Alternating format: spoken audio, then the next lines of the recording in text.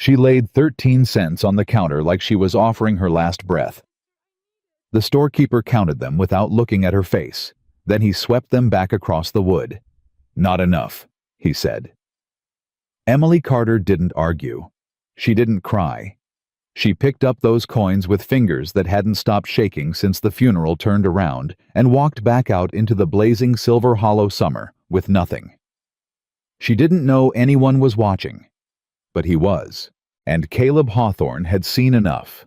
If this story already has your heart, hit subscribe and follow every part to the end, and drop your city in the comments below. I want to see exactly how far this story travels. The summer of 1883 came down hard on Silver Hollow, the way summers always did in that corner of Colorado, relentless dry, the kind of heat that cracked wagon wheels and dried up creek beds and made men meaner than they needed to be. The sun pressed flat against everything. Dust hung in the air like it had nowhere else to go. And the town, for all its noise and commerce, carried the particular cruelty of a place that had learned to look away from suffering because looking cost too much. Emily Carter had been looking away from her own suffering for 6 months. Since the morning they carried Thomas out of the Lucky Star mine on a board, his body broken past any hope of doctoring, she had been doing the arithmetic of survival. 6 months of counting what was left. 6 months of calculating how far a dollar could stretch, and then how far half a dollar could, and then less than that. 6 months of telling herself she would find a way. She hadn't found one yet. The debt Thomas left behind hadn't come as a surprise, not entirely. He'd borrowed against the land to fund his share of the mine claim. Jebediah Cross had been generous with the terms when Thomas was alive and working, and Emily had signed her name to papers she'd only half understood because Thomas had told her it would be fine, and she had believed him the way a woman believes a man she loves. Thomas was wrong. Cross was generous until he wasn't, which turned out to be approximately 3 days after the funeral. The first notice arrived before the flowers on the grave had wilted. The second arrived 2 weeks later with a deputy attached to it. By the third month, Cross had adjusted the interest rate in a way Emily couldn't explain, but couldn't argue with either, because the papers said what they said, and she didn't have a lawyer, and Cross did. By the 5th month, she was eating once a day. By the 6th, she was counting 13 cents, and trying to decide if that was enough for bread. It wasn't. She'd known before she walked into Cross's general store that it probably wasn't. But she'd gone anyway because she had 3 cents more than she'd had the week before, and hope was a hard thing to kill entirely, even when everything around you was working on it. The store smelled like sawdust and tobacco, and the sharp mineral edge of the summer heat. It was dim inside after the white glare of the street, and it took her eyes a moment to adjust. She moved to the counter with her fist closed around the coins, each one of them feeling heavier than it should. Jebediah Cross was behind the counter. He always was. He was a tall man, lean in the way that suggested calculation rather than poverty, with pale eyes that missed very little, and a mouth that smiled often enough to put people at ease before it cost them something. He was somewhere past 50, and carried it with the particular confidence of a man who had never lost a fight that mattered. He watched her cross the store floor with an expression that wasn't quite amusement, not quite contempt, something in between that he'd perfected over years of dealing with people who owed him money. "Mrs. Carter." He said it pleasantly. "What can I do for you today?" She opened her hand on the counter. 13 cents. Every one of them, hard-earned, 2 of them found in the gap between the floorboards, one of them traded for the last of her thread. "I need bread," she said. "Whatever 13 cents will buy." Cross looked at the coins. He didn't touch them. He looked at them the way a man looks at something he's already made a decision about. "Bread's gone up," he said. 15 cents a loaf now. Flour costs, Mrs. Carter. Everything costs." "Then whatever 13 cents is worth," she said carefully. "Even half a loaf, even the end pieces. I don't sell half loaves." He said it without any particular malice, which was somehow worse than if he'd been cruel about it. "Store policy. Mr. Cross, you know what else has gone up," he said, and his tone shifted just slightly like a blade turning in the light. "Interest rates. I've been meaning to talk to you about the payment schedule. We're coming up on the end of the quarter, and the account is looking— I know what the account is looking like, she said quietly. Then you know we need to have a conversation about the land deed. I've had an offer made on that property, a reasonable offer, and it might be in your best interest to consider— The land is not for sale. The words came out steadier than she felt. Her hand was still flat on the counter with the coins sitting there between them like an accusation. Cross studied her for a moment. Then he swept the 13 cents back across the counter toward her hand.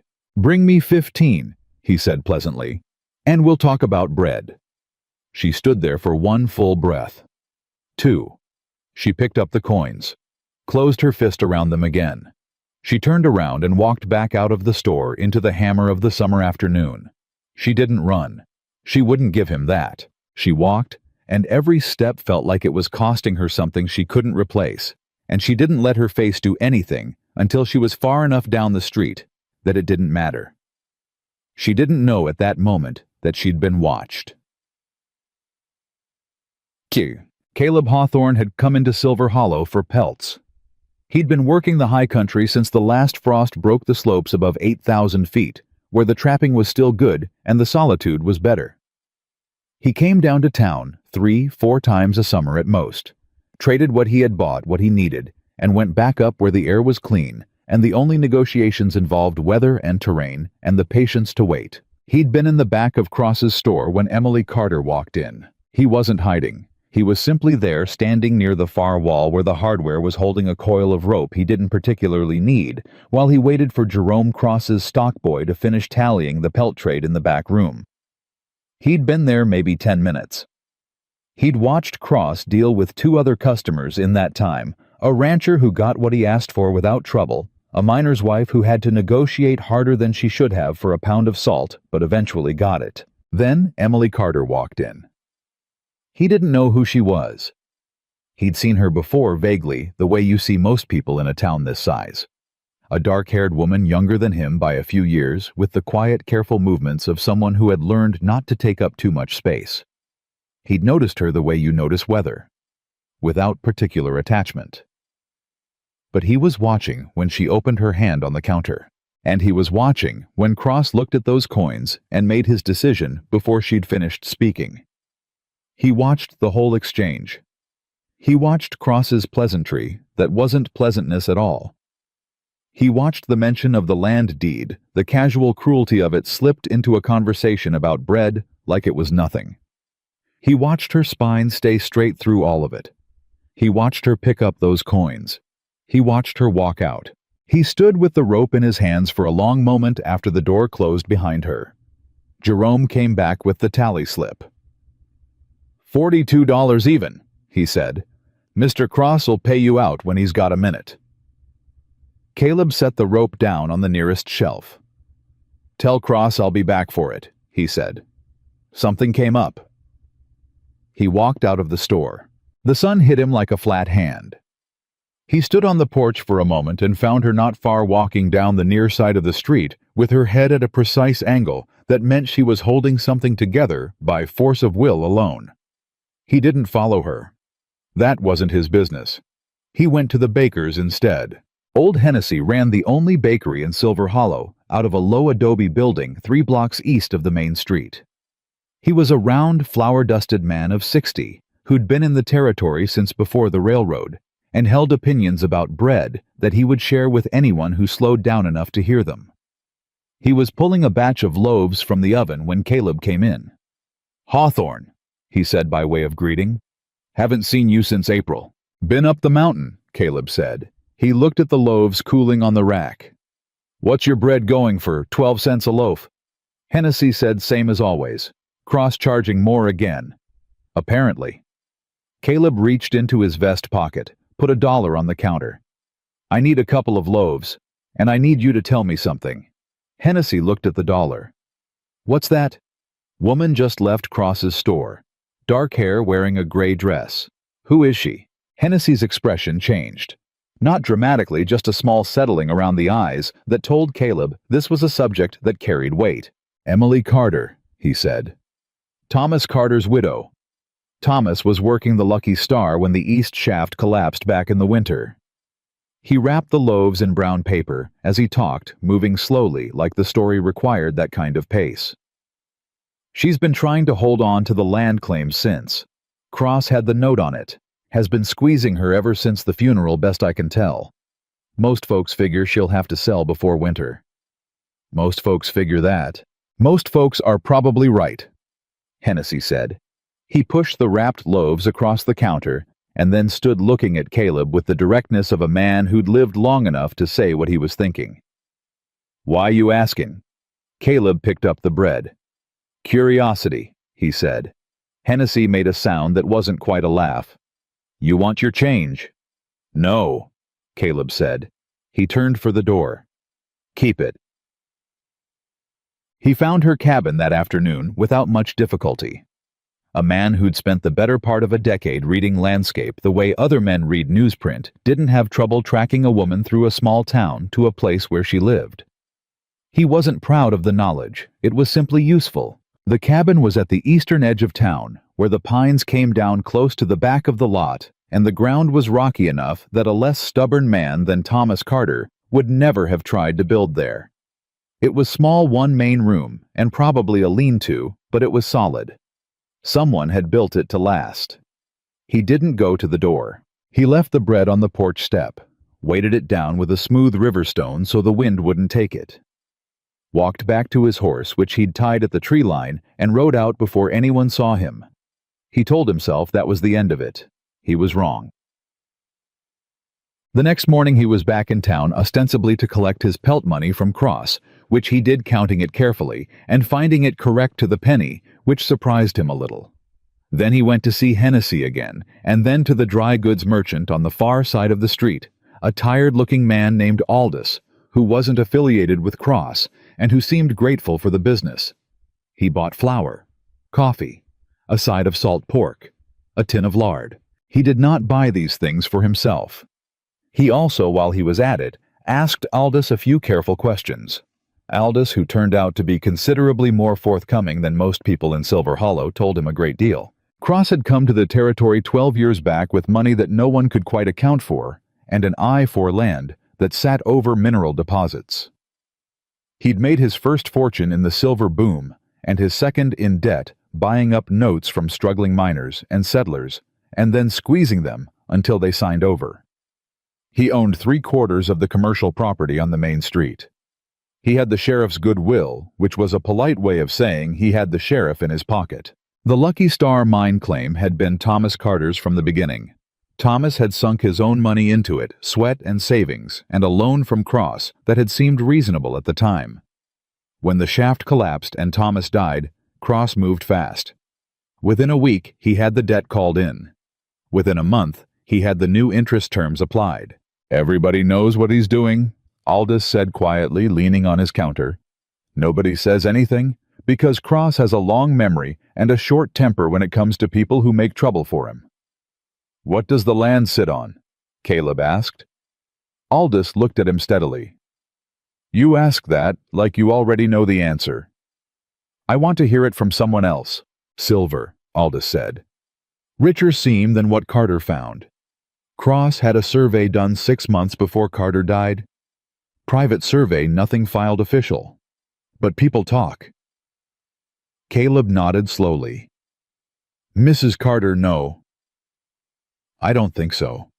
Thomas might have suspected something, but he died before he could do much about it. Caleb stood up from the counter stool. You got a wagon I can borrow for an hour, I'll pay. Aldous studied him for a long moment. Then he said, I'll do you one better. I'll drive it myself. They loaded the supplies from the back of Aldous' store without making a production of it.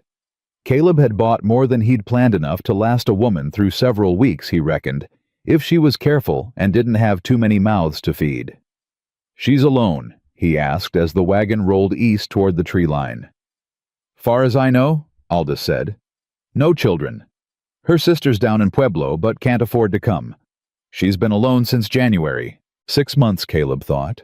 6 months of arithmetic. Cross send anyone to her. He sends the deputy around once in a while to make sure she remembers what she owes. More often lately. Aldous kept his eyes on the road. I heard he sent a man last week with an offer. New offer, better terms if she'd sign a co-ownership deed. She sign? She did not. Caleb found himself thinking something that felt dangerously close to respect. They stopped the wagon at the tree line well short of the cabin. He didn't want her seeing Aldous' rig, didn't want her to be able to ask the right questions and get answers that would tell her more than he was ready to explain. Stay here, he said. He carried the supplies in 2 trips, moving quietly, because he'd spent years practicing that particular skill. Left everything on the porch arranged, not dumped.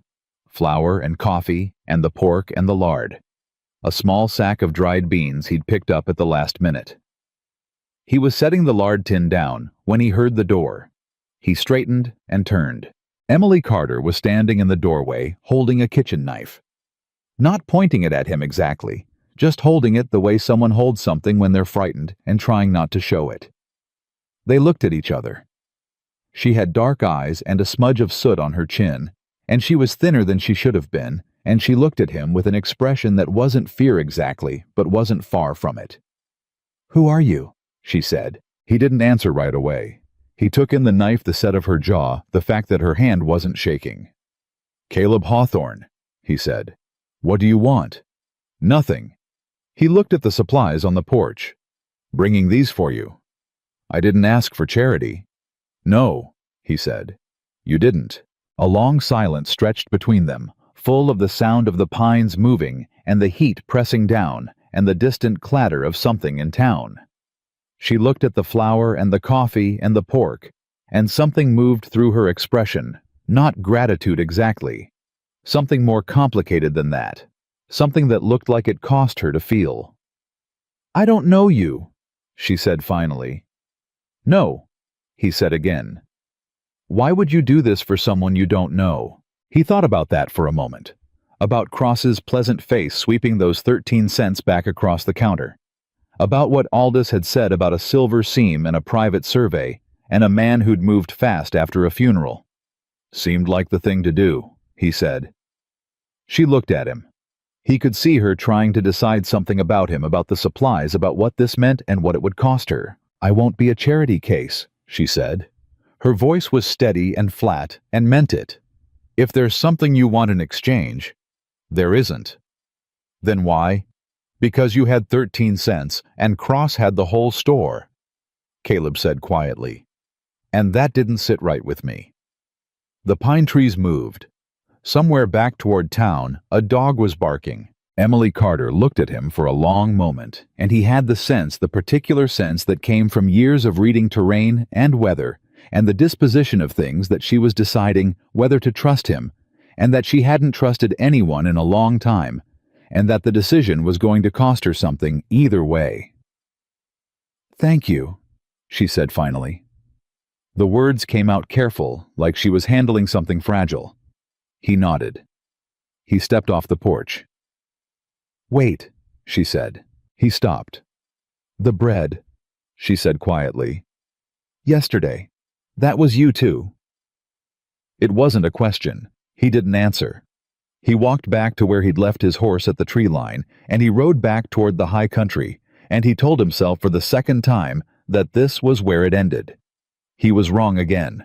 And somewhere behind him, in a small cabin at the edge of the pines, Emily Carter stood on her porch with her hand still wrapped around a kitchen knife she no longer needed, watching the dust settle where a stranger had been. She didn't know yet what Jebediah Cross knew.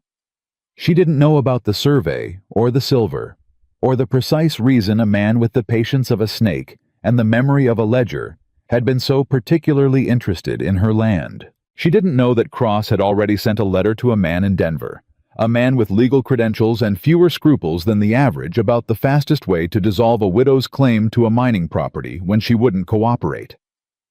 She knew only that there was flour on her porch, and that a man named Caleb Hawthorne had looked at her, not through her, not past her, not at her with calculation, but at her.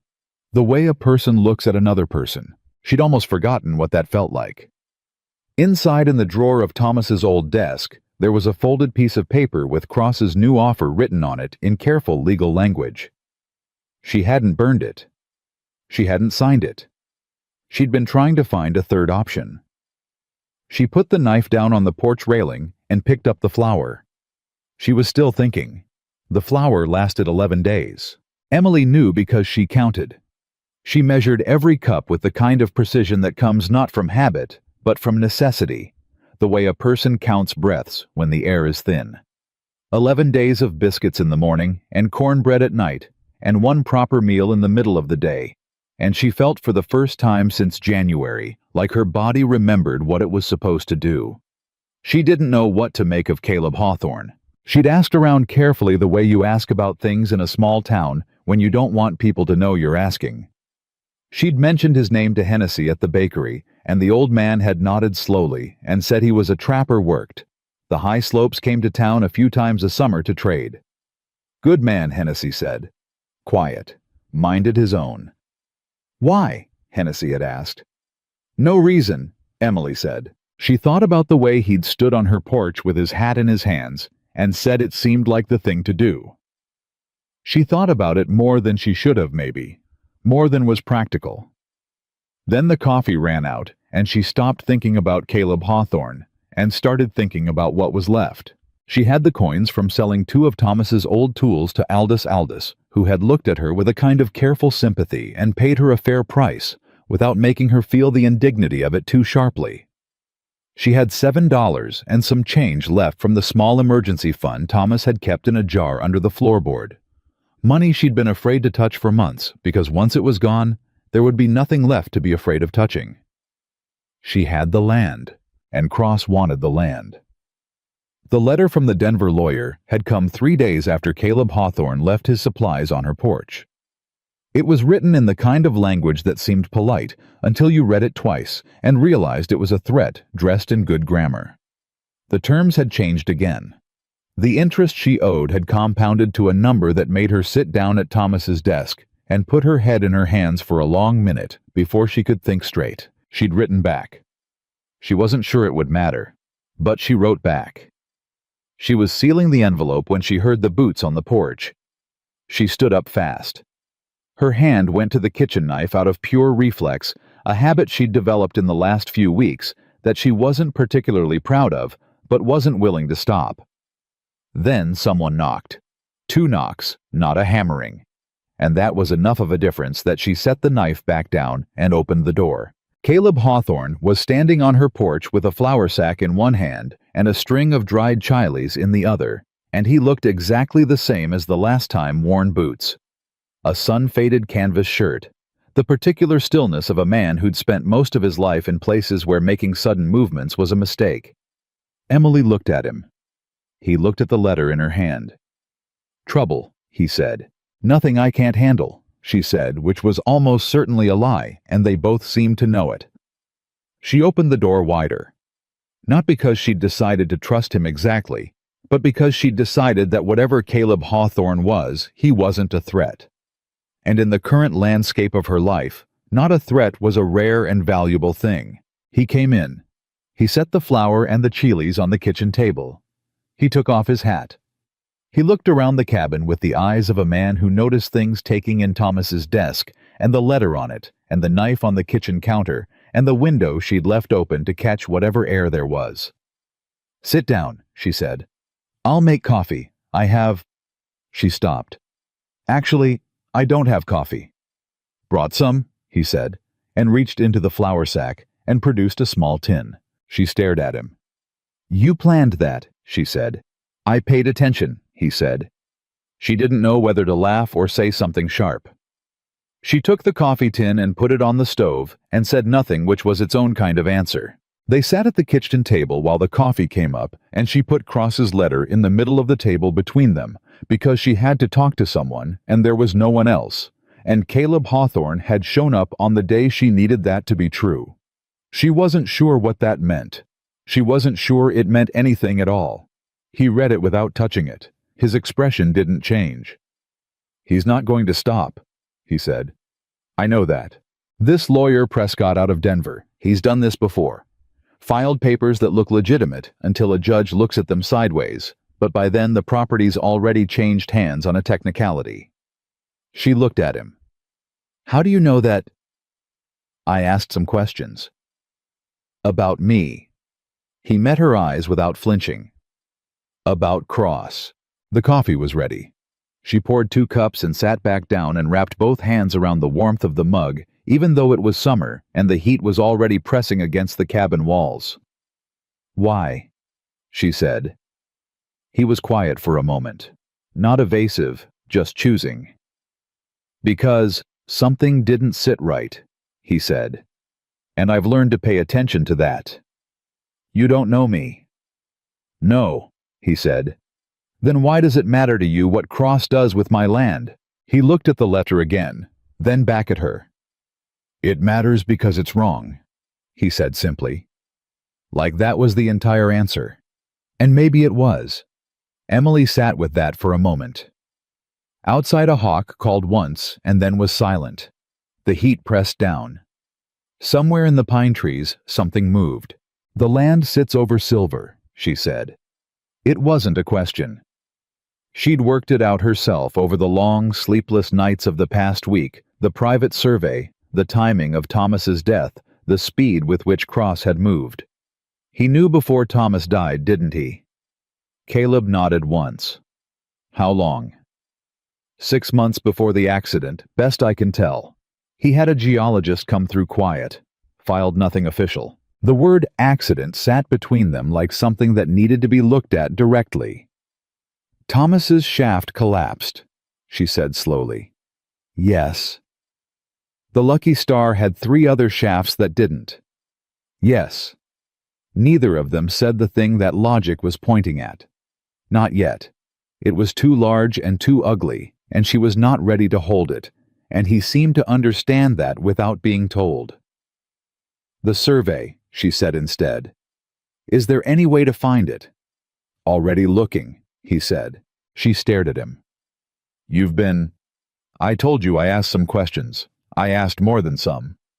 She set her coffee mug down. Mr. Hawthorne. Caleb? Caleb. She said his name like she was testing the weight of it. Why are you doing this? The truth, not the thing you said about it seeming like the right thing. He looked at her steadily. His hands were flat on the table. Big scarred hands, the kind that knew weather and rope and cold mornings, and she had the sense that he was deciding how much to say. I lost someone, he said finally. Winter 5 years back. Storm came down fast, faster than we expected. I wasn't there. He paused.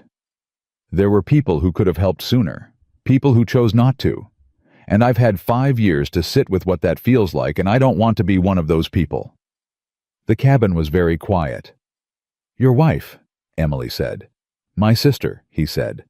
And her husband, and their little girl. She felt the weight of it land somewhere in her chest. Not pity, she had a feeling he didn't want pity, and she wasn't going to offer it. Something closer to recognition. The particular gravity of a loss that doesn't announce itself anymore, but never entirely leaves. I'm sorry, she said. So am I, he said. And then, after a moment, that's why it matters. That's the truth. She picked up her coffee. She looked at the letter on the table between them. Then she said, What do you think I should do? It was the first time since January that she'd asked someone that question, and meant it without the caveat of knowing they couldn't actually help. He was quiet for a long moment. She could see him thinking not the quick surface thinking of someone assembling an excuse, but the slow, careful thinking of a man considering terrain. Don't sign anything, he said. Don't let him push you into a conversation without a witness, and let me find the survey. And if you can't find it, then we find another way, he said. But I think I can find it. She looked at him. She'd spent 6 months making decisions alone, each one a small survival calculation, each one costing something she hadn't had to spare. And here was a man sitting at her kitchen table who was telling her he'd already started solving a problem she hadn't asked him to solve, and the terrifying thing wasn't that she didn't believe him. The terrifying thing was that she did. All right, she said. He nodded, picked up his hat from where he'd set it on the chair and stood up. I'll be back in a few days, he said. You don't have to keep bringing supplies, she said. I can manage. He looked at her. not unkindly. "I know you can," he said, "but you shouldn't have to." He walked out. She heard his boots on the porch steps, and then the sound of his horse moving back toward the tree line, and then nothing but the heat and the pines and the hawk circling somewhere above. She looked at the coffee tin on the stove.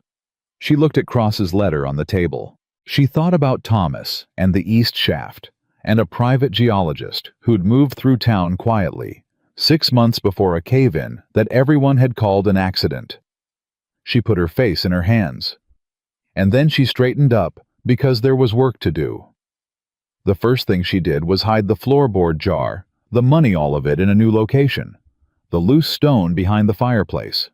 Somewhere Cross's deputy wouldn't look first if it came to that. The second thing she did was sit down at Thomas's desk and read every piece of paper she could find in his files. Letters from the mine's investors' records of the shaft inspection's notes in Thomas's cramped handwriting about the east wall's stability, and there, dated 3 weeks before he died, a single line in a margin that she had read a dozen times without understanding, and was only now beginning to read correctly. Cross sent a man down, said it was a routine safety check. East wall looked wrong after. She sat with that for a long time. Then she folded the paper carefully and put it in the same place as the money behind the fireplace stone, and she went back to counting what she had and what she needed, and how much time she had left before Cross's lawyer made the kind of move that couldn't be undone. 3 days. That's what the letter had said. 3 days to respond with either a payment or a signature. She had neither.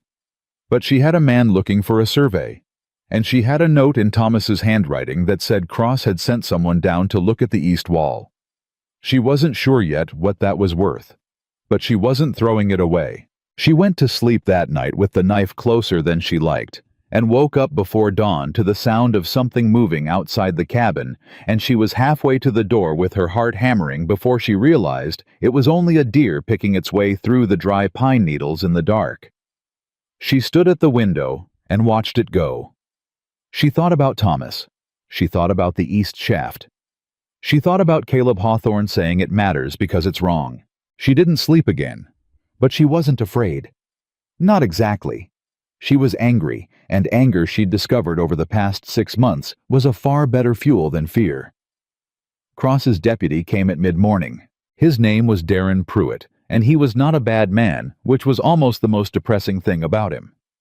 He was a man who had made too many small compromises over too many years and arrived at middle age holding a badge that meant more to Cross than it did to the county.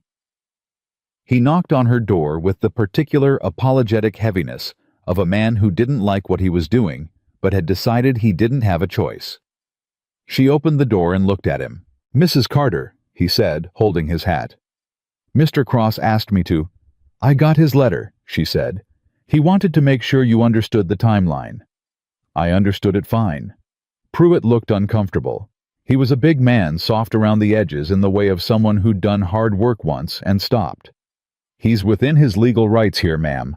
The note is delinquent, and My husband has been dead for 6 months, she said, and Cross has been compounding interest every month since the funeral.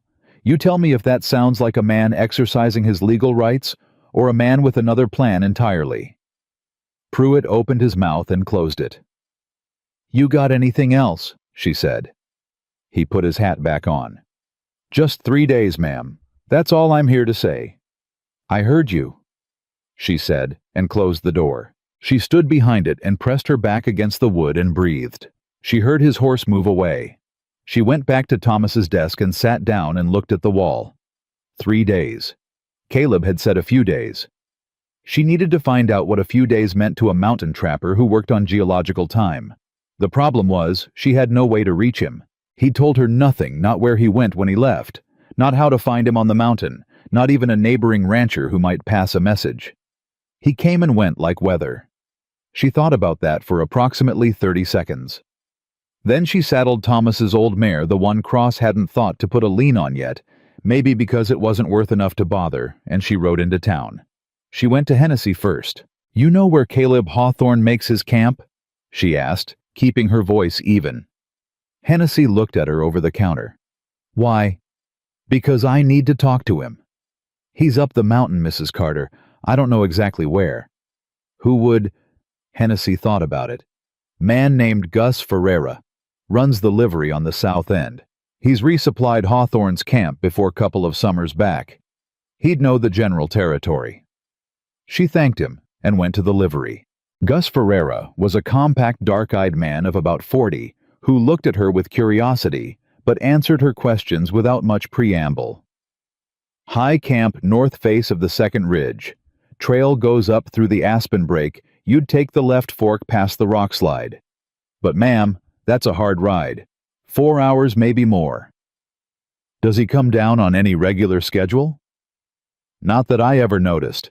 Man moves when he feels like moving.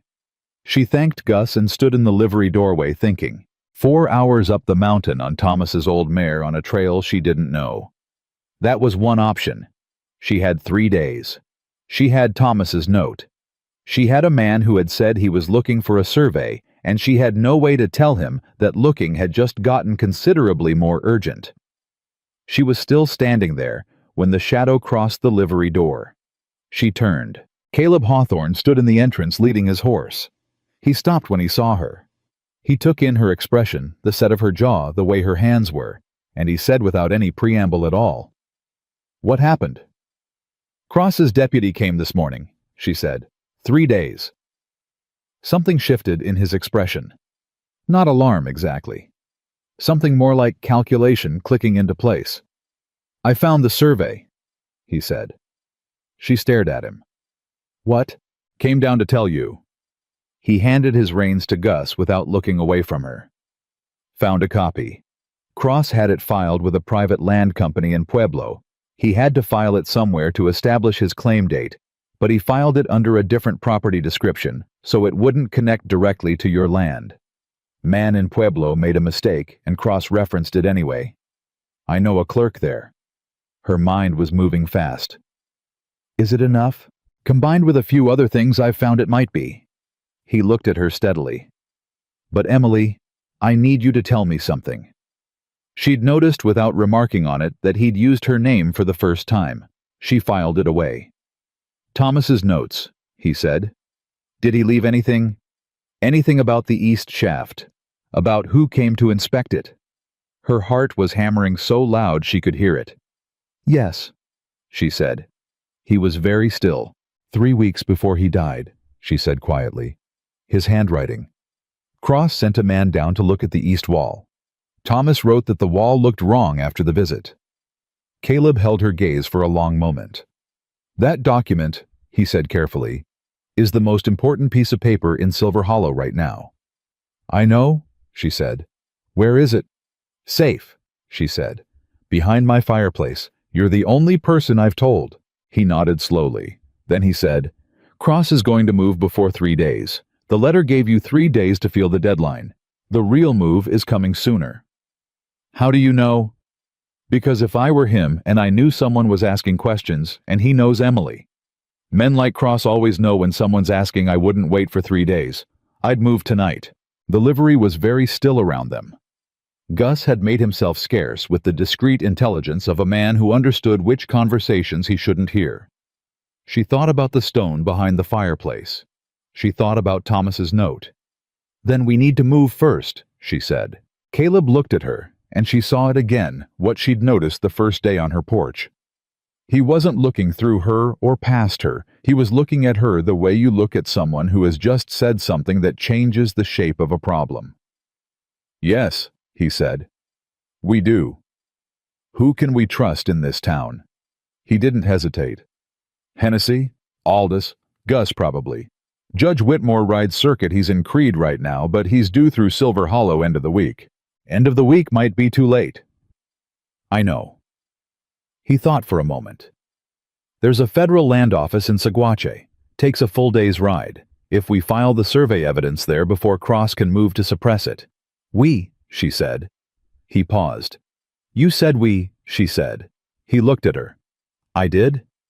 You don't have to do that. I know. This is going to make you Cross's enemy." "I suspect I already am," he said, "given that his men have been watching me for the past 2 days." She felt the cold move through her, despite the summer heat. "His men have been watching you." 2 of them. They're not subtle. He said it with the faint air of a man who was accustomed to being watched by people less skilled than him. 1 of them was outside Hennessy's when I went in this morning. Other one picked up my trail on the road south of town. Why didn't you tell me? I'm telling you now. He said it calmly. Point is, Cross already knows I'm involved. Which means we're past the part where you can solve this quietly, and we're into the part where you solve it decisively, or not at all. The word decisively hung in the air between them. She thought about 6 months of arithmetic, of counting flour in cups and coins in her hand, and days until the next crisis.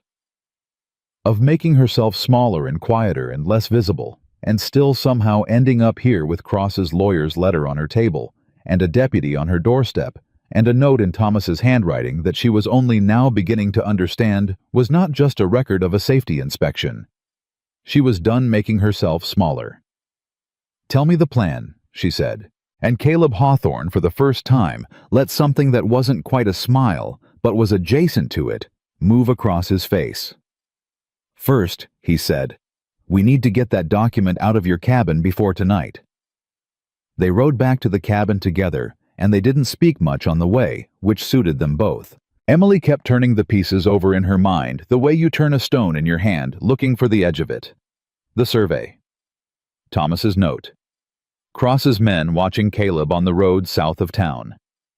Each piece connected to the next in a way that she could almost see clearly now, like a map drawn in ink that was still drying. Caleb rode slightly ahead, not because he was leading her, but because he was watching the road. She noticed that. She noticed the way his eyes moved to the tree line, to the bend in the trail ahead, to the ridge above. He wasn't doing it dramatically. He was doing it the way a man breathes automatically, without thinking, because the habit was older than the need to think about it. She thought about what he'd said. Cross already knows I'm involved. She thought about Thomas's note in the fireplace stone. She thought about the east wall that had looked wrong after the visit. She stopped thinking about it because if she followed that thought to its natural end, she wasn't going to be able to function, and she needed to function right now more than she needed the truth to be what it clearly was. They reached the cabin. Caleb swung down from his horse and stood for a moment just outside the door, and she knew without asking that he was reading the ground around the porch, the dust, the pine needles, the places where someone's boots would have left a mark. Anyone been here since this morning? She asked. Not yet, he said. She went in, went straight to the fireplace, moved the stone, pulled out the jar with the money and Thomas's folded note all together, and brought them to the table. Caleb sat down across from her, and she unfolded Thomas's note and put it flat between them. He read it, twice. His expression didn't change, but something in the set of his jaw did a tightening she was beginning to learn to read. 3 weeks before the cave-in, he said. Yes. And Cross's name is right there, in Thomas's hand, she said. I'd know it anywhere. He sat back. He looked at the ceiling for a moment, which she'd noticed was a thing he did when he was calculating, not avoiding the question, but measuring it from a different angle. This document, combined with the survey I found, establishes 2 things, he said. 1, Cross knew about the silver before Thomas died. 2, Cross sent someone to examine the exact wall that subsequently failed. He looked at her. That's not proof of what it points to, but it's enough to demand an investigation. And an investigation is enough to freeze the land claim until it's resolved. Can we get it to the federal land office in Saguache before he moves? If we leave before dawn tomorrow. He paused. Which means you need to not be here tonight. She looked at him.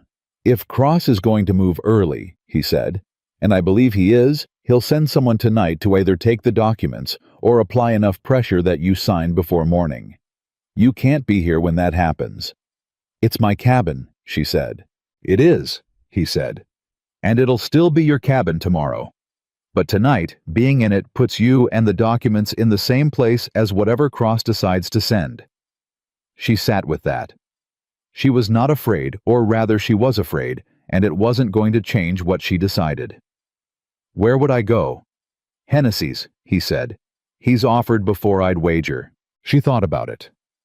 He was right. The old baker had said more than once in his careful roundabout way that she was welcome if things got difficult. She hadn't wanted to impose. She hadn't wanted to admit things were difficult.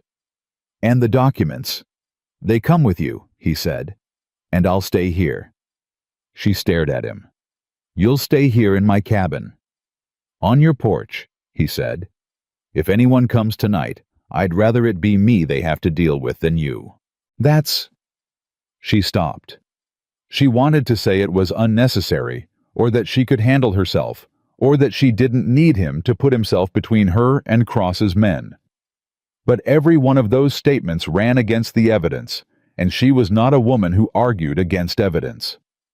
Don't do anything that'll get you killed, she said finally. Planning on it, he said. He meant planning on not getting killed. She was fairly sure. She packed what she needed in 20 minutes. The documents, the money jar, a change of clothes. Thomas's old revolver, which she'd never fired, but which she loaded with the same grim practicality she'd applied to everything else in the last 6 months. Caleb watched her load it without comment, which she appreciated. You know how to use that, he said. I know how to point it, she said. I know which end the noise comes from.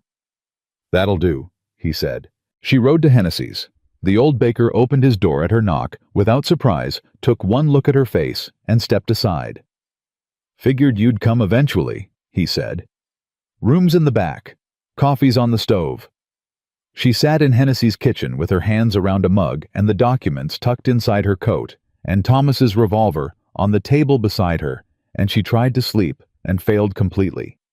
She thought about Caleb on her porch in the dark. She thought about what would happen if Cross sent more than one man.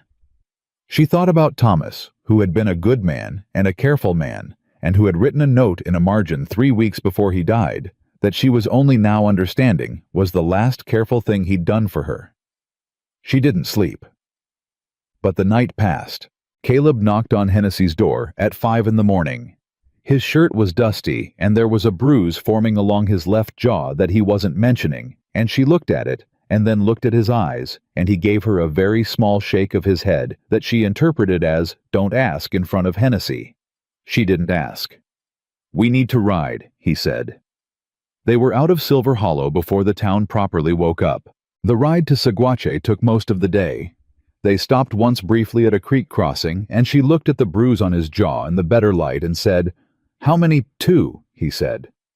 And they went back to town, he said. On their own feet, mostly. She looked at him steadily. He looked back with the expression of a man who was not going to apologize for this. "Thank you," she said. He nodded.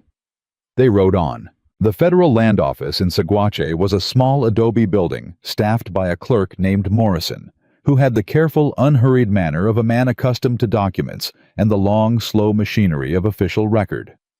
He was also, it turned out, a man who knew what a private survey filed under a mismatched property description meant, and who turned pale when he read Thomas's note. "This is serious," Morrison said. "We're aware," Caleb said. "You understand if I file this it freezes all claims on the Carter property pending federal investigation." "That's the intent," Caleb said. Morrison looked at Emily. "Ma'am, are you the title holder?" "I am," she said. "And this note, you can attest to the handwriting." "My husband's," she said. "I'd swear it in front of any judge in Colorado." Morrison looked at both of them for a long moment. Then he picked up his pen. "It'll take me until this afternoon to process," he said. "You'll want to wait." They waited. Caleb bought food from a place across the street, and they ate on a bench outside the land office, and didn't talk much, and the sun moved across the sky slow and steady, the way it does in the high country taking its time. "What happens after?" she said at one point. He looked at her. "After the freeze is filed. After the investigation. What happens to Cross? Depends what the investigation finds," he said. "The survey fraud alone is a criminal charge. Land fraud carries weight in federal court." The note about the east wall. He stopped. "That's a different kind of question." "Thomas didn't die in an accident," she said. She said it flat and steady, because she'd been carrying it since the night before, and she was tired of carrying it at an angle. Caleb was quiet for the moment. "Probably not," he said. "But probably isn't a courtroom word. It's enough to demand answers. Whether it's enough to get them—" He looked at his hands. "I don't know." "Is it enough to put Cross in front of a judge?" "The land fraud is enough for that," he said. "The rest—" He looked at her directly. "We'll push as hard as the law lets us, Emily. That's the truth of it." She nodded. She understood what he wasn't saying. Sometimes the law reached what it needed to reach, and sometimes it didn't, and the difference often had more to do with who had money and who didn't, than with what was true. She understood that. She'd understood it for 6 months. But Cross in front of a judge on land fraud was something. It was not nothing. Morrison called them back inside at 3 in the afternoon. "Filed and stamped," he said, and slid the receipt across the counter. "Federal claim freeze as of today. I'm sending a duplicate to the district office in Denver this evening." He looked at them over his spectacles. "I'd advise you to be careful, Mrs. Carter. Men like Cross don't take these filings as graciously as they ought to." "We're aware," Emily said. She took the receipt. She held it in both hands for a moment and looked at it, the official stamp, the date, her name on the line above the property description. She exhaled. Just once. Slowly. Then she folded it and put it inside her coat next to Thomas's note and the copies of the survey, and she stood up straight. "Let's go home," she said. They were 2 hours out of Saguache on the back trail that came down through the aspen country east of Silver Hollow when Caleb pulled his horse up short. She stopped beside him. "What?" He was looking at the trail ahead. Not at anything she could see, at something he was reading in the way the dust lay, or the way the aspens were moving, or some other language she didn't speak. "We've got company," he said quietly. 3 riders, waiting on the south approach to town." Her stomach dropped. "Cross—" "His men," he said. "Cross will be home safe with nothing connecting him to 3 men sitting on a trail." He glanced at her. "They don't want the documents anymore. Federal freeze is filed.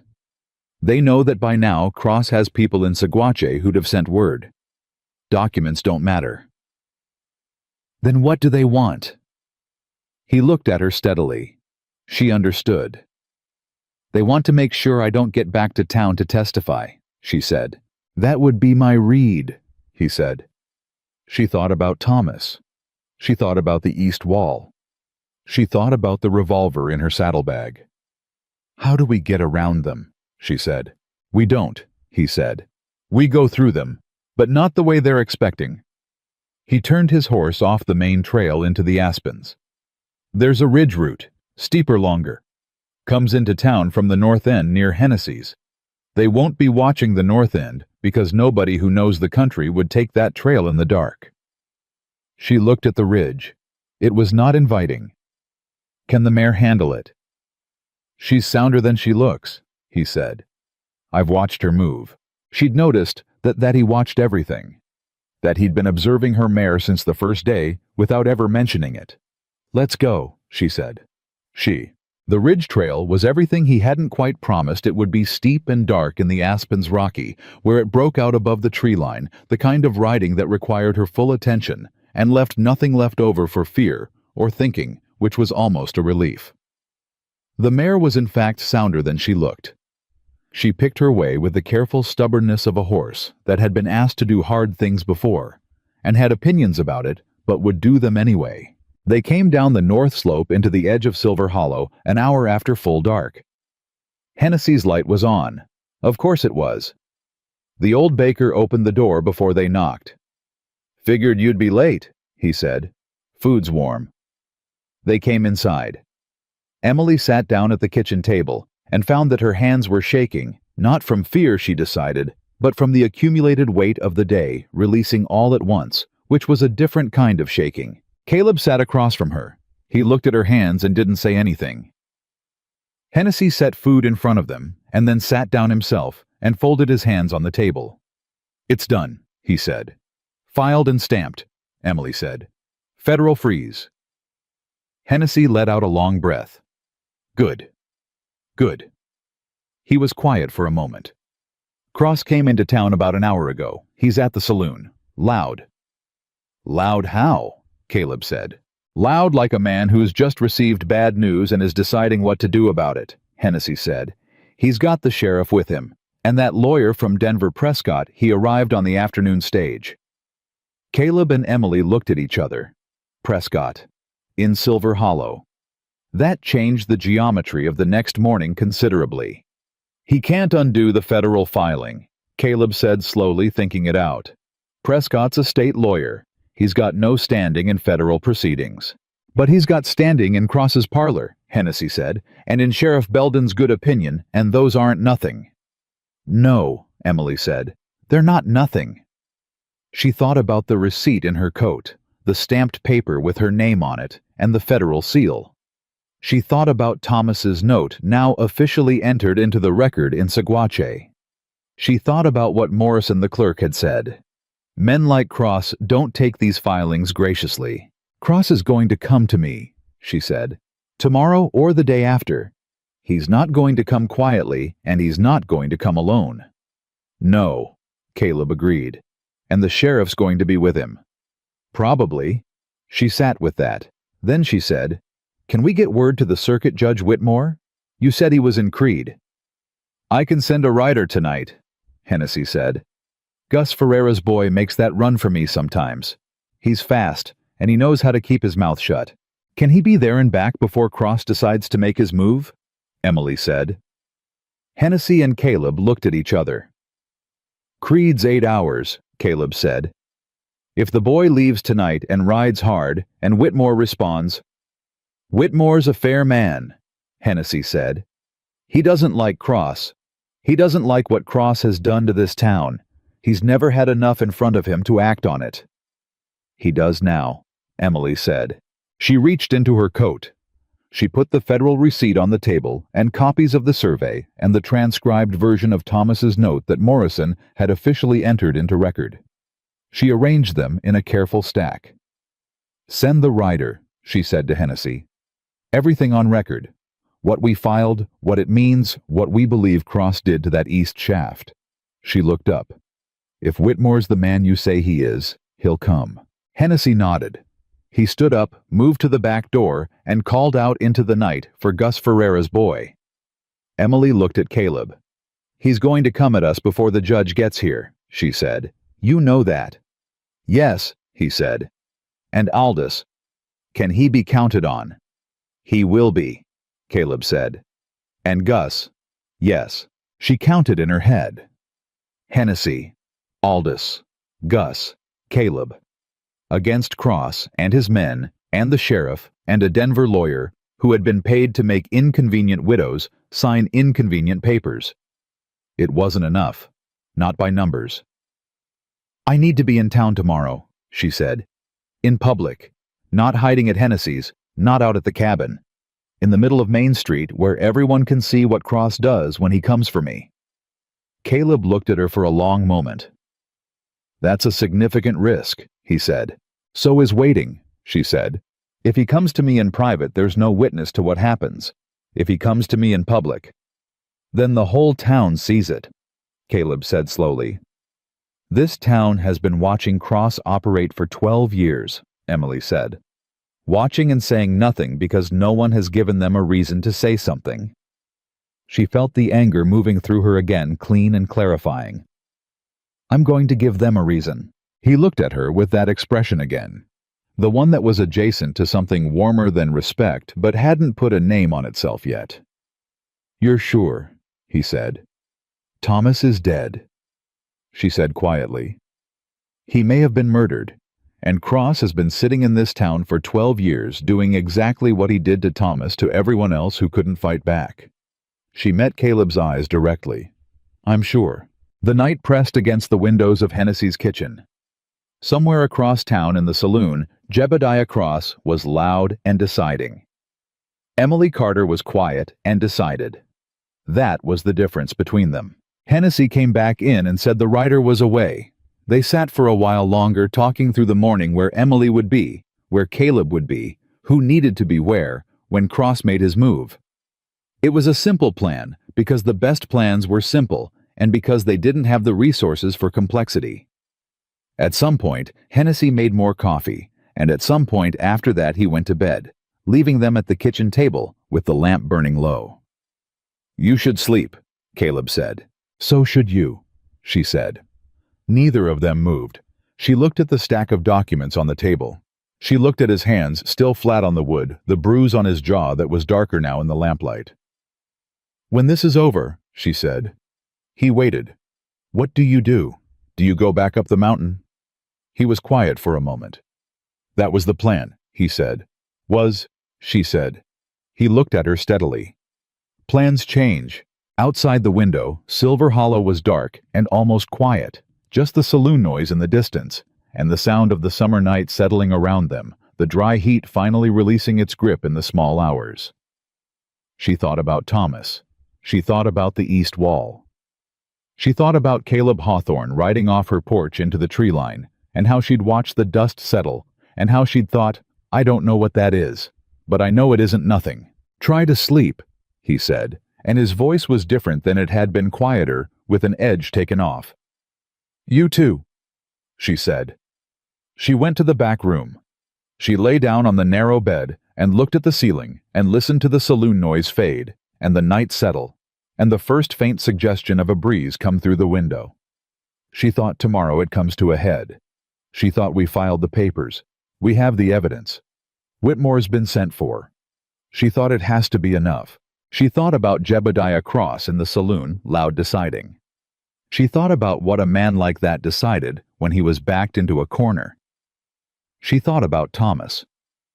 She closed her eyes. She did not sleep, but she was ready. Dawn came in hard and bright the way it does in Colorado summer. No gradual softening, just dark and then light, and then the full weight of the day pressing down all at once. Emily was already dressed when it arrived. She heard Caleb moving in the kitchen before she came out, the quiet, deliberate movements of a man who hadn't slept much either, but wasn't going to announce it.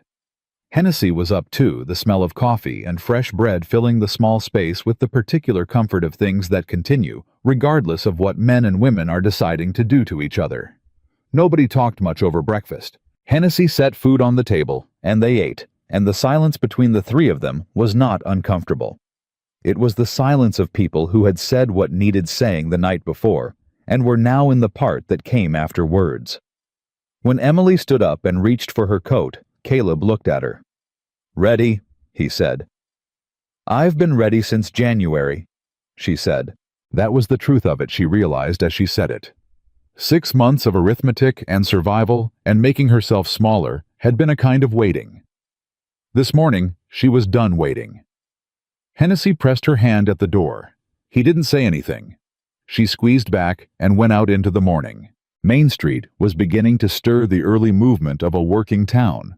The livery and the bakery and the merchant opening shutters, the first horses being walked out. Normal. Ordinary. The kind of morning that would be unremarkable if you didn't know what was underneath it. Emily walked down the middle of the street, and she did not walk small. Caleb was 2 steps behind her, not hovering, not crowding, just present the way a mountain is present. You don't look at it every second, but you know it's there. She felt the town notice her. Not dramatically, just the slight shift of attention that happens in a small place when something is different. A woman walking down the center of Main Street with her chin up and her coat on and her eyes forward at 6 in the morning, the day after Cross's men had been sitting on the South Trail. People noticed. She was counting on that. She went to Aldous first. The dry goods merchant was unlocking his front door when she came up the steps, and he turned and took one look at her face and said, "It's today, isn't it?" "It is," she said. "What do you need from me?" "I need you to be on the street," she said. "When Cross comes. I need witnesses who won't look away." Aldous nodded slowly. He was a man who had been looking away for a long time and knew it, and the knowledge sat on him, the way old guilt sits not crushing, just constant. "I'll be here," he said. She went to Gus Ferreira, at the livery next. Gus had heard his boy ride out in the night, knew what it meant without being told. "Whitmore coming," he said. "Sent for," she said. "Whether he gets here in time." "He'll come," Gus said. "Man hates Cross like poison. Always has." He looked at her steadily. "What do you need me to do?" "Stay visible," she said. "That's all." She went back to the center of the street. Caleb came up beside her. "Cross isn't up yet," he said quietly. "Belden neither. Prescott's at the hotel." "How do you know?" asked Gus's boy before he left last night to check the hotel register. He glanced at her. "Prescott checked in under his own name, which means he's here official. He wants people to know he's here." "He's going to try to serve me papers," Emily said. "Legal papers. Something that supersedes or challenges the federal filing." "He can try," Caleb said. "Doesn't mean it holds." "Doesn't mean it doesn't cause enough confusion to give Cross what he needs," she said. "A signature under duress, a judge who doesn't arrive in time, a technicality that takes 3 years to untangle." She knew how these things worked. She'd learned in the months since Thomas died that the law was not simply a set of rules.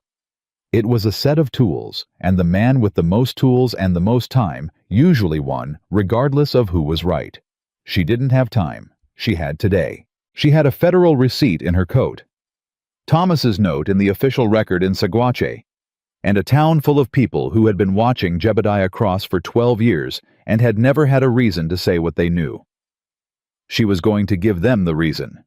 It happened faster than she expected. Cross came out of the saloon at 7:30, and he didn't come alone.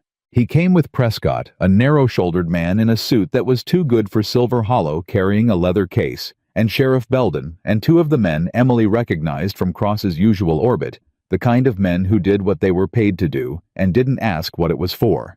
5 of them. Walking down Main Street in a cluster that looked official and felt like a threat, Cross himself looked like a man who had made a decision in the night and was comfortable with it. Not angry, not loud. The saloon loudness was gone. He was precise and deliberate, and that was worse somehow than the anger. He saw Emily standing in the middle of the street. He stopped.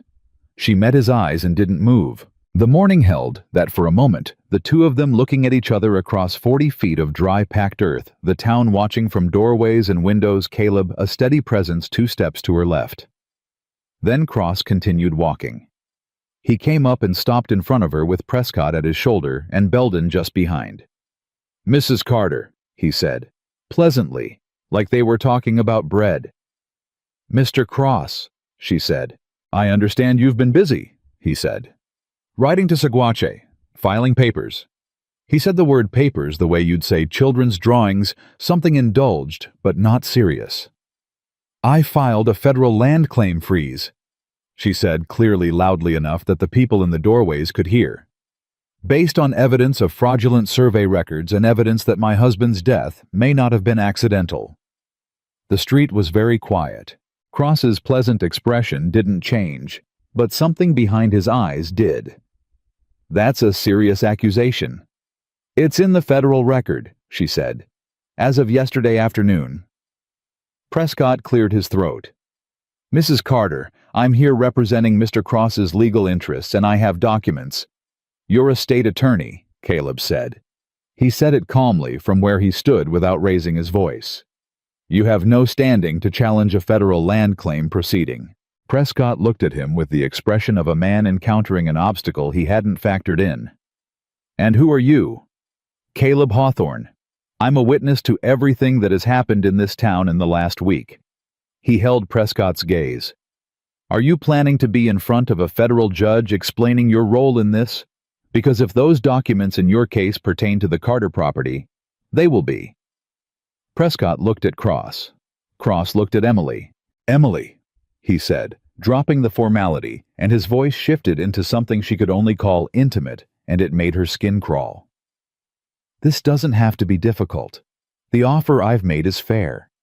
Significantly more than that land is worth on the surface, and you know it's not a surface value proposition." "I know about the silver," she said. Silence. Absolute silence on Main Street. Cross absorbed that without visibly flinching. He was, she thought, an impressive man in his capacity for concealment. There are surveys that suggest some mineral potential, yes. There is a private survey commissioned 6 months before my husband died. She said, filed under a mismatched property description with a land company in Pueblo, establishing your knowledge of a significant silver deposit beneath the Carter claim. That survey is now in federal hands. She watched his face.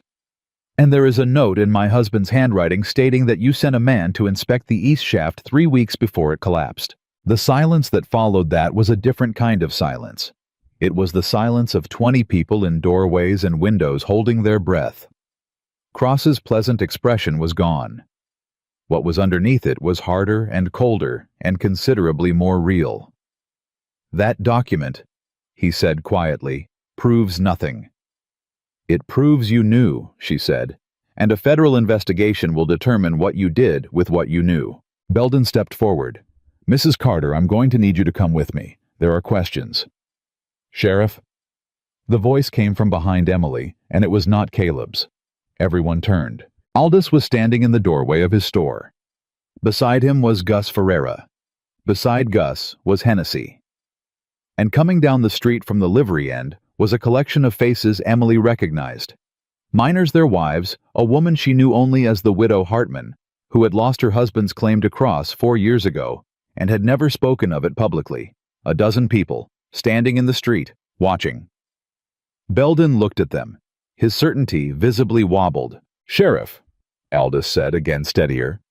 I've been a citizen of this town for 9 years, and I have something to say. I have documented records of 3 separate debt adjustments Cross made to accounts after the holders died or disappeared. I've been keeping those records for 2 years because I didn't know what to do with them.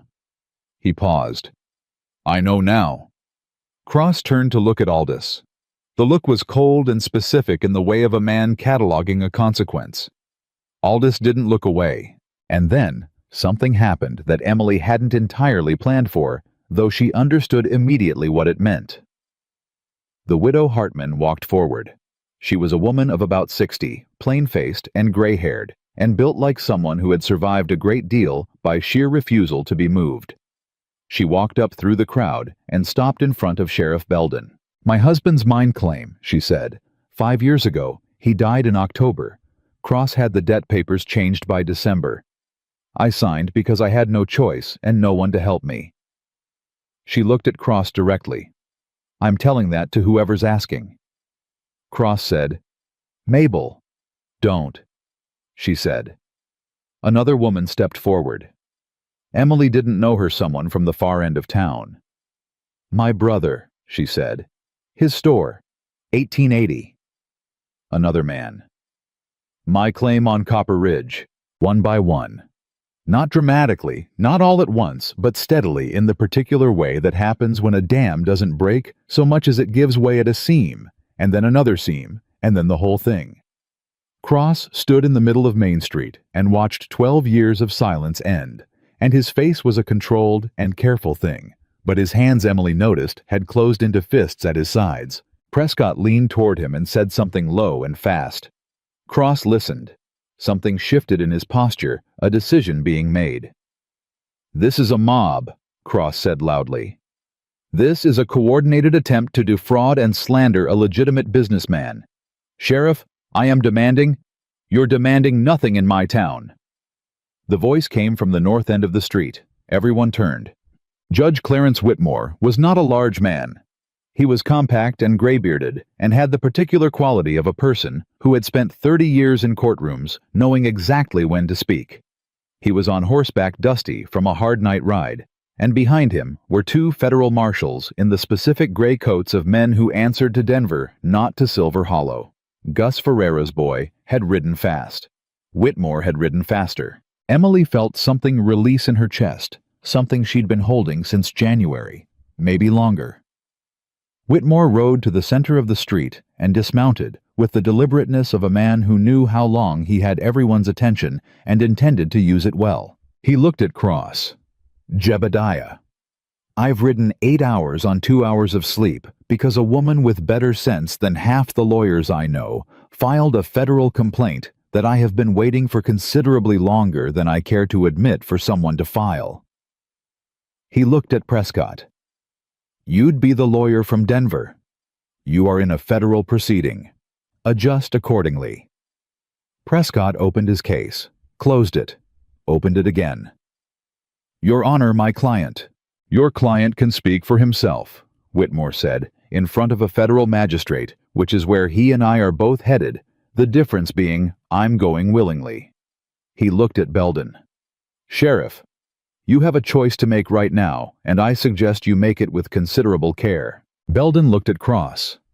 He looked at the two federal marshals. He looked at the people standing in the street. He was a man who had made too many small compromises, and the next compromise he made was going to determine which kind of man he was remembered as. He took his hat off. "Your Honor," he said, "I'll cooperate fully with the federal proceeding." Cross's head turned toward Belden, with the slow precision of a man who has just identified where a betrayal came from. Then Cross looked at Emily. She held his gaze. She didn't say anything. There was nothing to say that the morning hadn't already said. "This isn't over," Cross said quietly, just to her. "Actually," Caleb said, stepping forward until he was beside her shoulder to shoulder, and his voice was quiet and flat, and carried the particular weight of a man who didn't say things he didn't mean it is. Cross looked at him. The two men held each other's gaze for a moment that had a great deal of history in it on Caleb's side and a great deal of calculation on Cross's. Then one of the federal marshals touched Cross's shoulder. "Sir, come with us, please." Cross went. Not in chains, not yet, but between two federal marshals on a public street with a judge riding behind him, which was its own kind of statement. Prescott fell in behind with the expression of a man already drafting his explanation to the state bar. Belden walked alongside, cooperating fully hat in hand, the portrait of a man who had made his choice just barely in time. Emily watched them go. The street was very quiet. Aldous said from behind her, "I need a drink, and it's not even 8 o'clock." Hennessy said, "I have coffee." Somebody laughed. And then somebody else did, and the particular tightness of the morning broke apart into something that wasn't quite celebration. It was too tired and too weighted for that, but was something in that direction. The widow Hartman came and stood beside Emily. She didn't say anything at first. She just looked at the far end of the street where Cross had gone. 5 years, she said finally. "I thought it couldn't be undone." "It might not be entirely," Emily said honestly. "The law's slow." "But it's moving," Hartman said.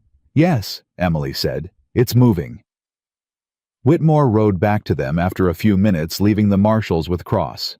He looked down at Emily from his horse with an expression that was stern and something warmer underneath. "Mrs. Carter," he said, "that federal filing was one of the cleaner pieces of legal thinking I've seen from a layperson in 20 years. Where'd you learn to put evidence together like that?" "I had help," she said. Whitmore looked at Caleb. "Hawthorne," he said with the short nod of a man who knows a name from reputation.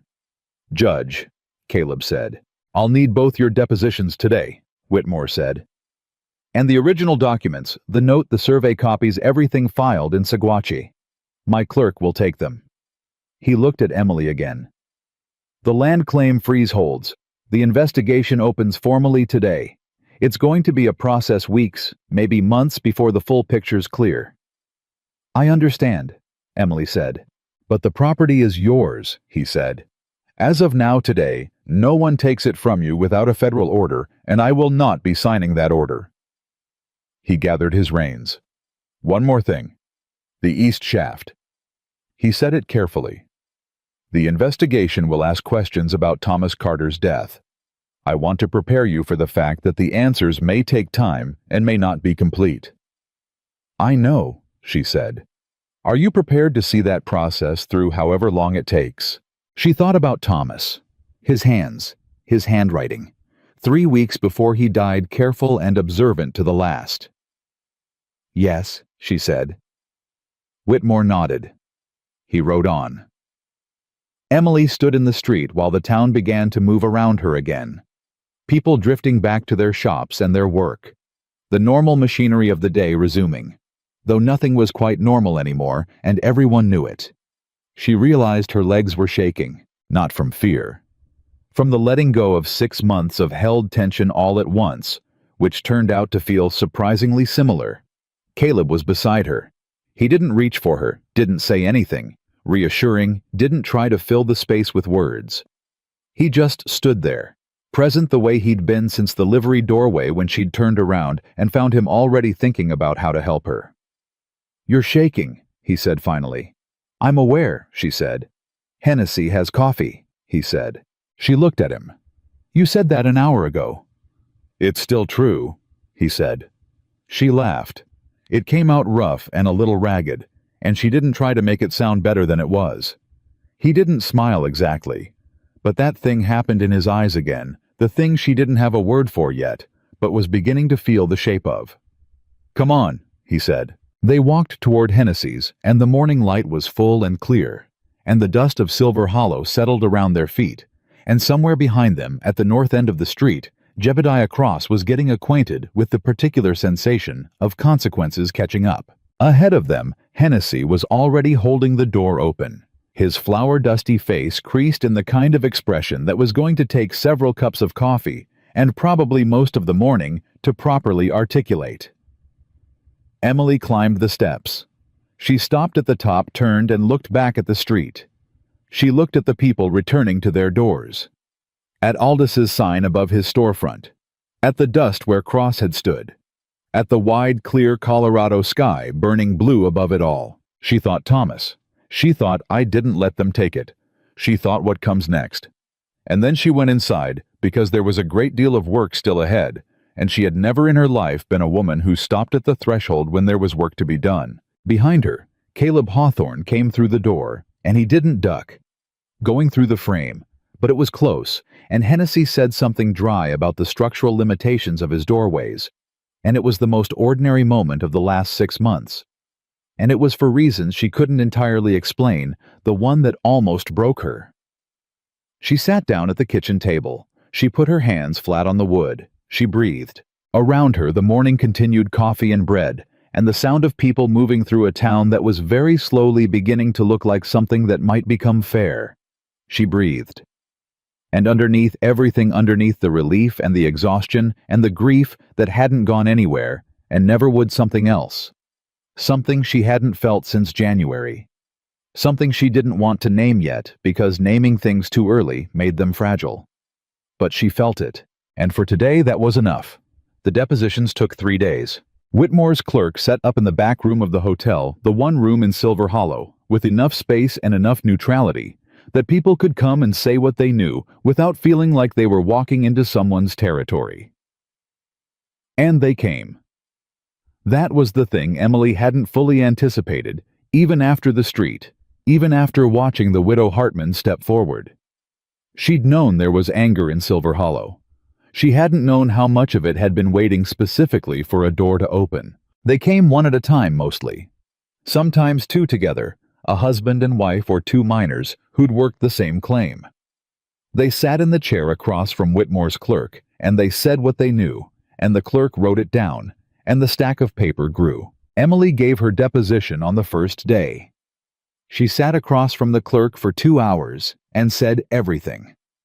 The 13 cents, the bread, the letters from the Denver lawyer, Thomas's note, what Caleb had found in Pueblo, the men on the South Trail, the ridge ride in the dark.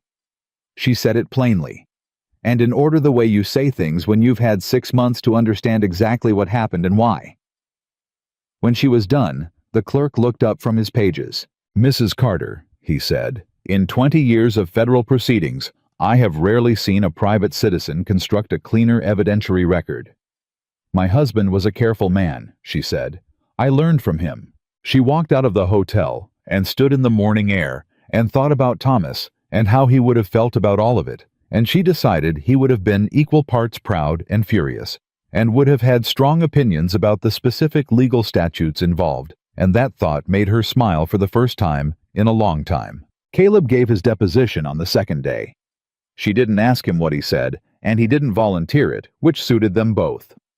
But Whitmore came and found her that afternoon and said, "Your friend Hawthorne has a remarkable memory for detail."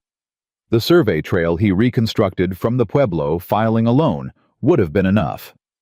"He's thorough," she said. Whitmore looked at her with the measured expression of a man who understood more than he was stating.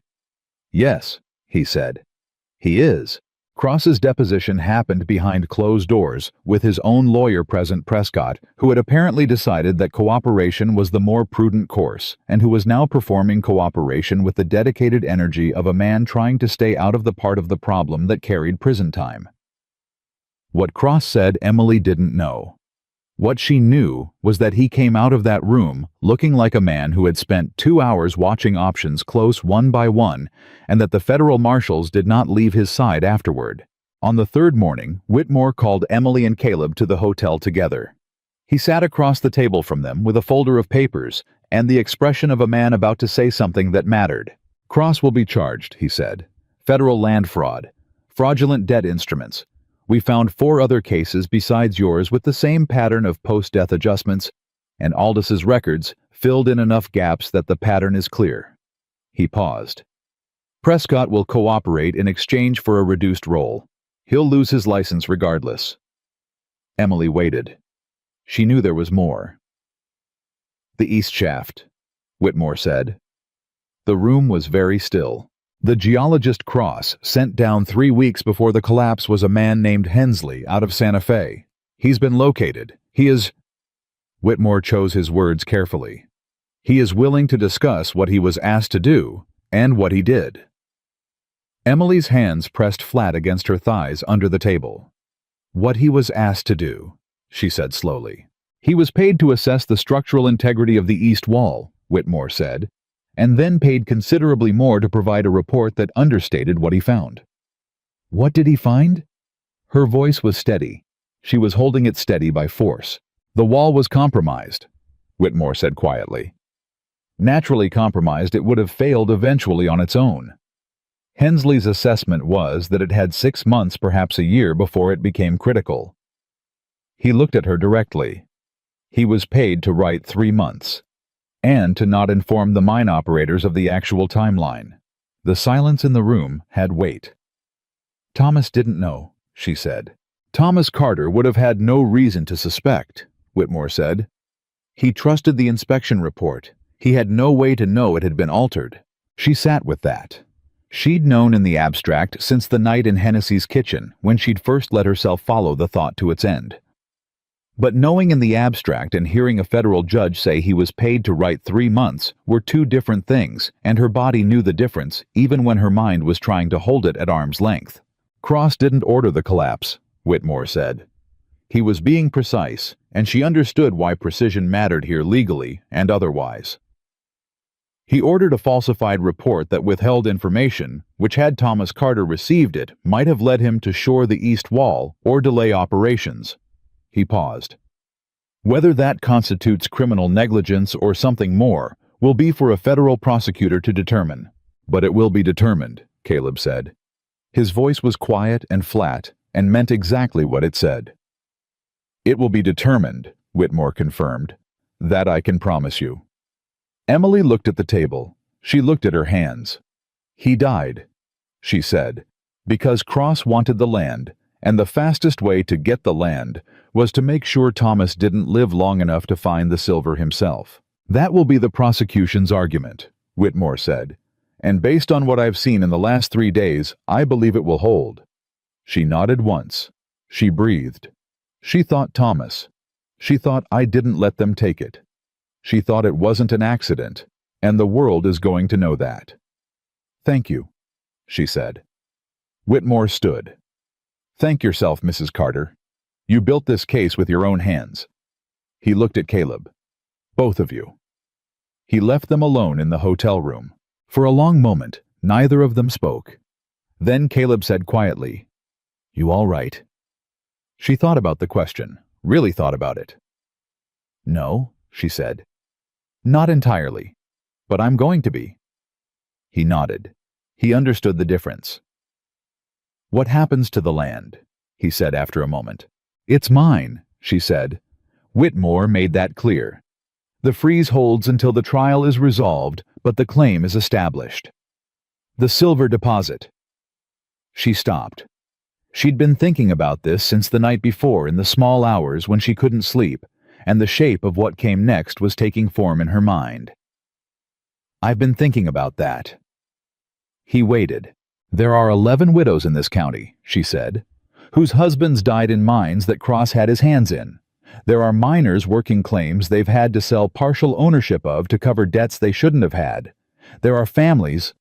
She stopped herself. I can't give them back what Cross took. That's the law's work, and it'll take as long as it takes. But the silver under my land. She met Caleb's eyes. I don't think one person should own that. He was very still. What are you thinking? He said. A cooperative, she said. Not a company. Not a claim owned by one man who decides everything. A cooperative legally structured where the mining rights are shared between the workers and a community fund. Widows, injured miners, families who lost claims to Cross. She watched his face. It's been done. There are models in the territory in the East. It can be done legally. It can, he said slowly. He was thinking she could see him thinking. You'd need a lawyer who isn't Prescott. Whitmore gave me a name before we came in, she said. A woman, actually, out of Denver, does exactly this kind of work. He looked at her steadily. You'd thought this through already. Since 3 o'clock this morning, she said. He was quiet for a moment. Then, Thomas would have liked that. The words hit her somewhere precise and unexpected, and she had to look away for a second at the wall, at nothing in particular, while she assembled herself. Yes, she said when she could say it. He would have. She stood up. She smoothed her coat.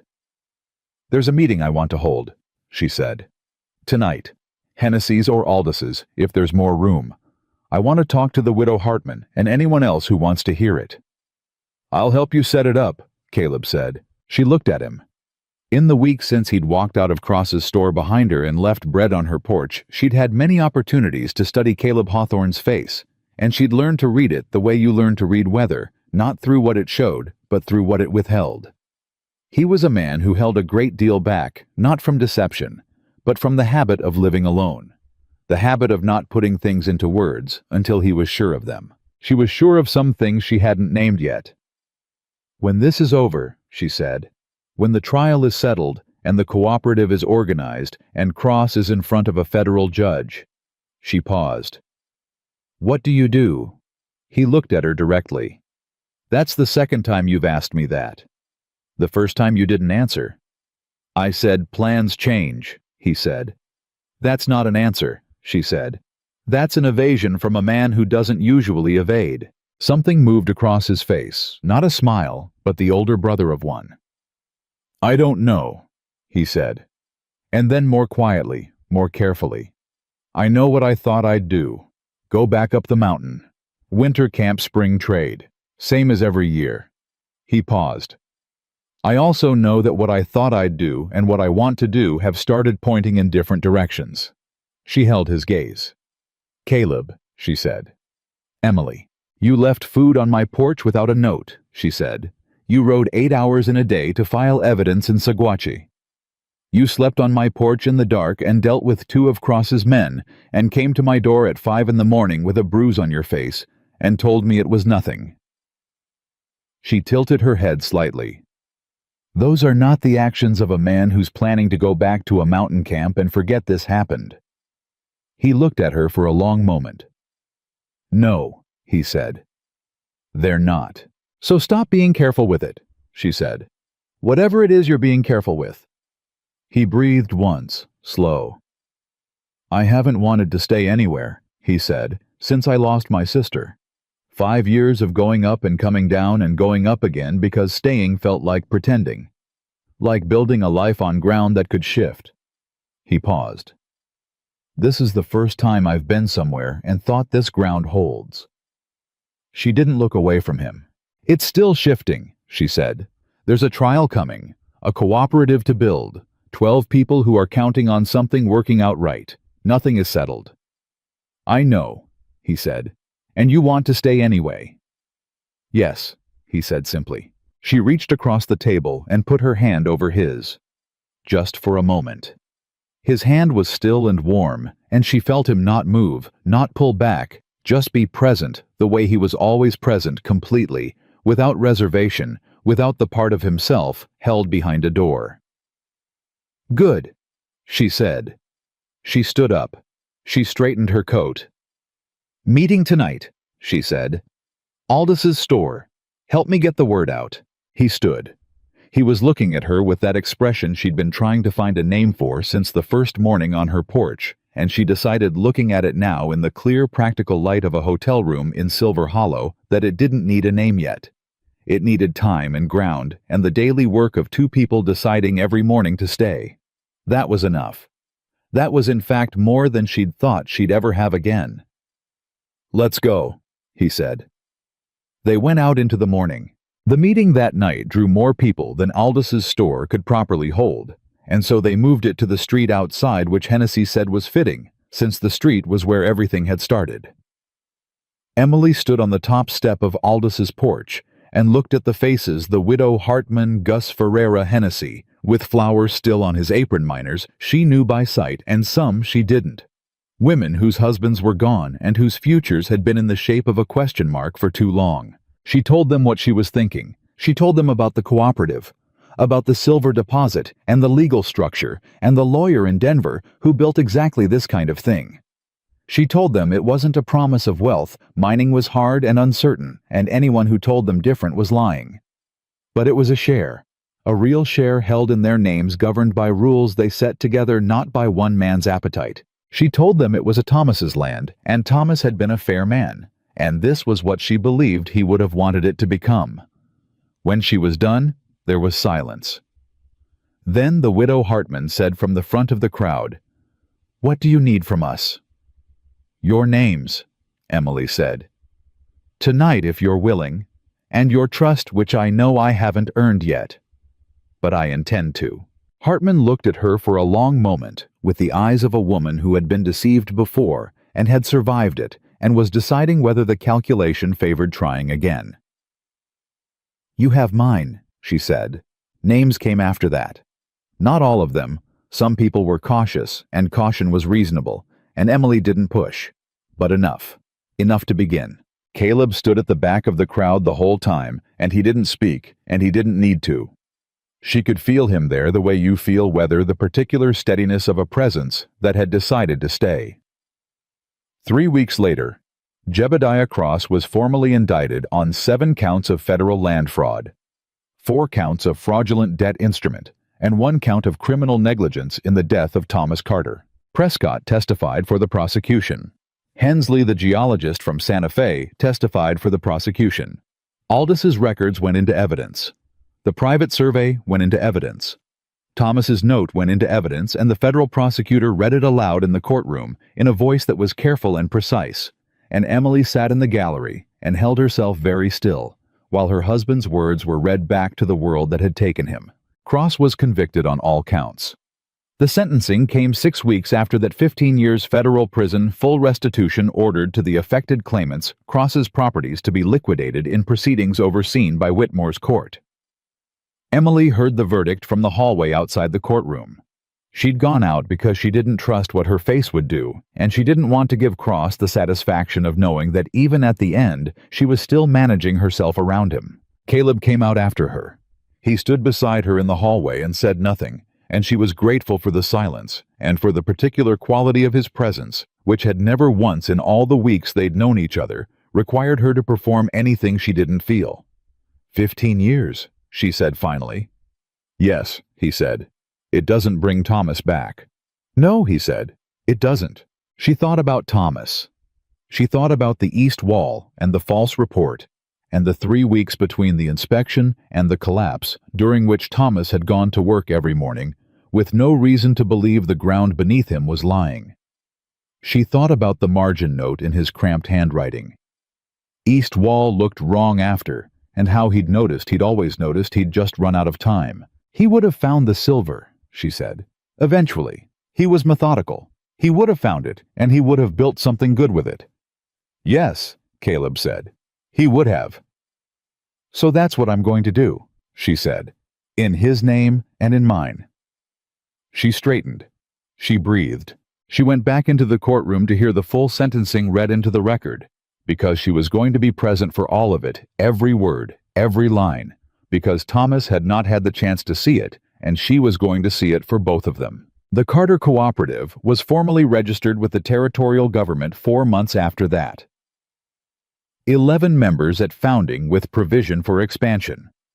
The Denver lawyer, a sharp small woman named Frances Dole, who had done exactly this work in 3 other territories, and had opinions about everything and was correct about most of it, drafted the charter over 5 days at Hennessy's kitchen table, and said it was the cleanest founding document she'd produced in 10 years. The first oar came up in late spring. It was not spectacular, first oar rarely is, but it was real, and it was theirs, and Emily stood at the mouth of the new shaft, the west shaft well clear of the ruined east, and watched the first cart come up and felt something she didn't entirely have words for. Not triumph, not relief. Something quieter and more durable than either. She heard boots behind her. Caleb came and stood beside her and looked at the cart. "Well," he said. "Well," she said. They stood there for a moment in the particular silence of people who have been through something large together and are now standing on the other side of it. "Frances says the first distribution goes to the members at the end of the month," she said. "Small but real. Hartman know yet. She was the first person I told." Emily watched the workers moving at the shaft head. She cried, which surprised me because I didn't think that woman cried. "She earned it," Caleb said. "She did." She looked at him. He was watching the mine with the attentive calm that she'd come to understand was not detachment, but its opposite, full presence. Full attention, the quality of a man who didn't look at things unless he intended to see them. "You built a fence last week," she said. "The north boundary needed it." "You didn't have to do that." "The north boundary needed it," he said again with the particular gentle stubbornness she'd come to know. She'd stopped arguing with that particular stubbornness several months ago. It wasn't stubbornness, actually. It was just the way Caleb Hawthorne moved through the world. He saw what needed doing, and he did it without announcement, without negotiation, without needing to be asked. She'd spent the first weeks waiting for the catch for the thing he wanted in return, and it had taken her an embarrassingly long time to understand that there was no catch. That some people were simply built the way he was built. Thomas had been built that way too. Different in every other respect. Thomas had been talkative, where Caleb was quiet. Quick, where Caleb was deliberate. Warm in an outward open way, where Caleb's warmth was quieter and took longer to find. But in that particular quality of doing what needed doing without requiring recognition for it. They were, she thought, the same kind of man. She was not going to say that to Caleb. Not yet. Maybe not ever. Some things were too layered for words, and she'd made her peace with that.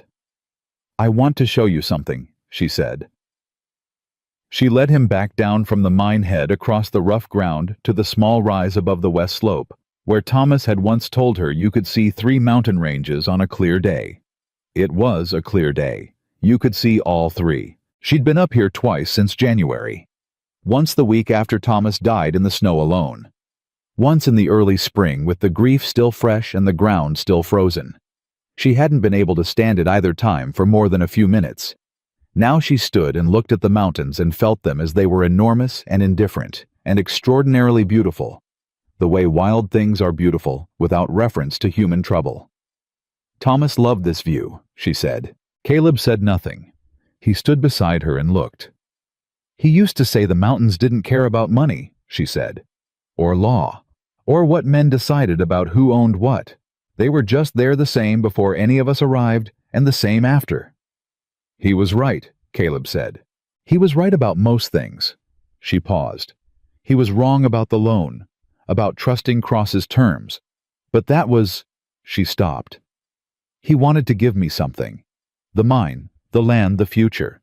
He went too fast and trusted too much because he wanted it for me. She breathed. I've been angry about it. Not at him, at the situation, at the fact that the wanting was used against him. That's Cross's sin, Caleb said quietly. Not Thomas's. I know, she said. I know that now. She looked at the mountains. I'm not going to stop missing him, she said. I want you to know that. Whoever I am from here, whatever this is, whatever it becomes, I'm not going to stop missing him. He's in the ground I'm standing on. Caleb turned and looked at her directly. I know, he said. Does that? No, he said, simply, without qualification. It doesn't change anything. She looked at him. He looked back at her with the eyes of a man who had spent 5 years on a mountain learning that loss doesn't expire, that it becomes part of the terrain rather than an obstacle to it, that you can carry it and still move forward. And those two things are not in contradiction. She understood that. She'd been learning it herself. She reached out and took his hand. Properly this time, not the brief touch across the table in the hotel room, but her hand in his, in the clear afternoon light, with the 3 mountain ranges, watching, and the mine working below them, and Silver Hollow going about its changed and changing life down in the valley. His hand closed around hers. They stood there for a while, and didn't say anything, because there was nothing to say that the standing together didn't already say better. Below them the cooperative worked. Above them the mountains held. The summer was turning the first edge of fall coming into the air at elevation. That particular clarity that arrives when the heat begins to step back and everything sharpens. Emily Carter had 13 cents on a counter in June. She'd had a knife in her hand and a man on her porch and a note from her dead husband in a fireplace stone. And 13 different moments where she could have bent and hadn't, not because she was fearless, but because she understood at a level below thought that bending would cost her the thing she was trying to protect. She hadn't bent, and the ground she was standing on. Thomas's ground, her ground, the cooperative's ground, Caleb Hawthorne's ground. If he wanted, it was solid. It held. That was the thing about people who were built to stay, she thought. They didn't announce it. They didn't make speeches about it. They just stayed. Through the arithmetic of hard months and men with legal cases and ridge trails in the dark and bruises on their jaws they weren't going to mention. They stayed because the staying was what they'd decided, and once Caleb Hawthorne decided something, the decision was made. She tightened her hand around his. He tightened back. The mountains didn't care. They were there before, and they would be there after, enormous and clear and indifferent to the small, important lives being lived at their feet. But the lives mattered. They mattered because the people in them decided they did and acted accordingly, and refused in the face of everything designed to make them stop to let go. Emily Carter had refused, and she was still here, and she was not alone, and that after everything was exactly enough.